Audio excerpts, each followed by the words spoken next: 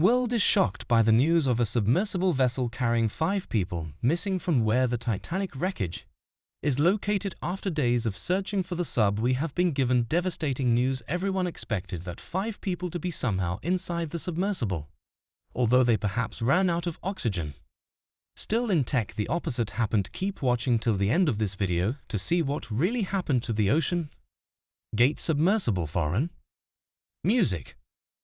The remains of the imploded submersible have been seen for the first time after the people on board reportedly died on their way to the Titanic wreck site. The Titan lost communication with the Canadian research ship, the Polar Prince, 2 hours after descending. By the time of its disappearance, it was reported that there were 96 hours of emergency oxygen for the craft, but the time had elapsed. Then it was reported that debris was found near the area believed to be from the missing sub. 5 people on board the sub, including the multi-millionaire who dreamed of being the first man on Mars, and OceanGate Expedition CEO Stockton rushed the Titan, which cannot be submerged and return to port on its own like a submarine, was expressly built by his company to allow tourists to visit the Titanic wreckage. It is known that submersibles have limited power reserves and should be supported by a vessel above for launching and recovery. GPS is not an option for this type of vessel, but it uses a special text messaging system for communication and instructions. The pilot controls the Titan through a modified video game controller, Stockton Rush said last year that piloting the sub shouldn't take a lot of skill. In a chilling final text from one of the passengers, Hamish Harding, a British billionaire, revealed that the weather had been bad for sea travel on the days of the trip. "Hey, we're headed out tomorrow. It looks good. The weather's been bad, so they've been waiting for this," he messaged his friend Colonel Terry Virts, a retired NASA astronaut.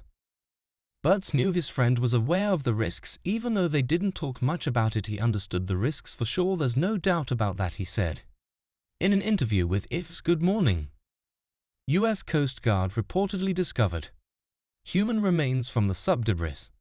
The debris they've received contained presumed human remains. Evidence are still being analyzed by the Maritime Board of Investigation investigators from the U.S. National Transportation Safety Board and the Transportation Safety Board of Canada, the French Marine Casualties Investigation Board, and the UK Marine Accident Investigation Branch are also working closely on the probe. During the search for the Titan, a summer reportedly picked up banging sounds from where it's supposed to be located, underneath the water. The Canadian P-3 aircraft detected underwater noises on Tuesday, June 20th. Other search teams also said that more sounds in 30-minute intervals could indicate continued hope of survivors.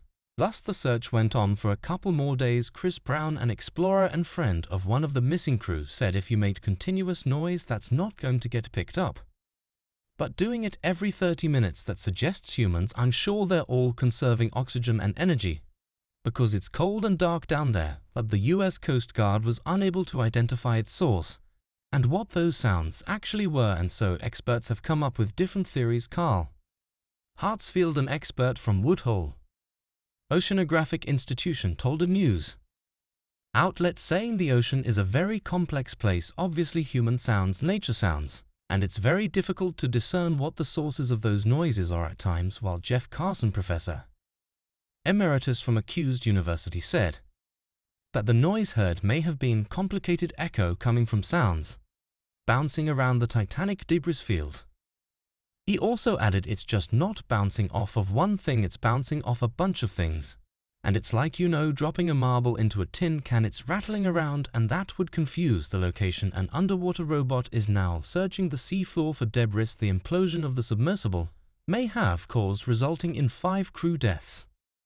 OceanGate Expeditions was repeatedly warned of possible catastrophic safety problems on how the submersible was developed. A local deep-sea engineer from California also says Rush ignored their early warnings about the sub's unsafe materials. "We told him someone is going to be killed in this thing, and you've got to not do it." Liz Taylor, president of Doha Marine Operations, said OceanGate CEO met with Taylor in 2015 while he was building the Titan submersible. Stockton felt like he was pushing the edge. He wanted to push the envelope, use some new materials, she said. David Lockridge, OceanGate's director of marine operations, wrote a report in 2018 that said the sub under development requires more testing and that passengers could be endangered when it reached extreme depths. According to a lawsuit filed that year in Seattle, the company sued wreckage that year for allegedly breaching a non-disclosure agreement, but after several months the case was settled on undisclosed terms.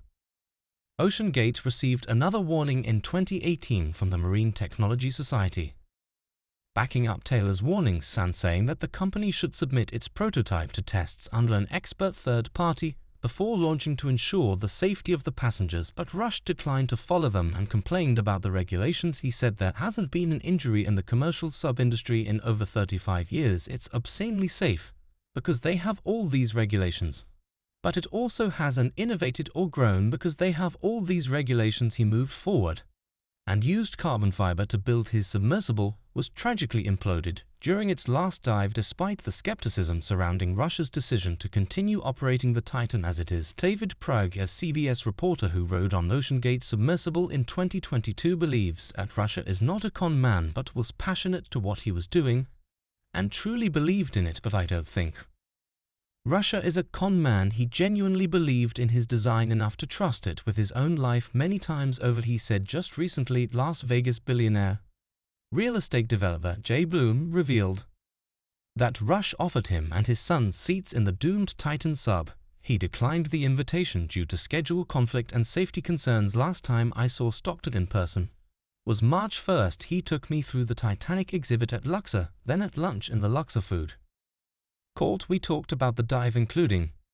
safety. He was absolutely convinced that it was safer than crossing the street. He gave me a book of photos signed by him and Paul Enrique, 2 of the 5 on board the sub. Foreign to legal experts, OceanGate is believed to be able to avoid legal liability by taking advantage of the law used by the owners of the Titanic more than a century ago. The 172-year-old piece of legislation could become a game changer for the company, the Limitation of Liability Act of 1851. It's an interesting situation because of where it happened in international waters. There's a lot of complex issues of choice of law and jurisdiction about where any disputes may take place, or companies or what entity of government authorities will investigate. Michael Harowski, Tulane University's maritime law professor, said if evidence comes out that OceanGate knew of some design flaw or risks and then went ahead with it anyway, that might prevent them from limiting their liability anyway, even if it wasn't exempt under the Small Vessel Liability Act. He also added the potential dangers were made clear to all passengers of the exploration previous expedition crew who onboarded the doomed submersible Titan, described signing extensive waivers accepting possibility of injury or death. Mike Reese, who onboarded the Titan last year, said you sign a massive waiver that lists one way after another that you could die on the trip. You sign a waiver before you get on that mentions death 3 different times. But even with this, victims' families are still expected to pursue damages against the company, as what University of Washington professor Tom Schoenbaum said much of OceanGate's liability may rest with the content of the waivers signed by the participants, because it is against public policy to, for example, if you're on a cruise ship, the cruise ship cannot make you sign any waiver of liability. But on an experimental trip like this Titan, those people knew what they were getting into.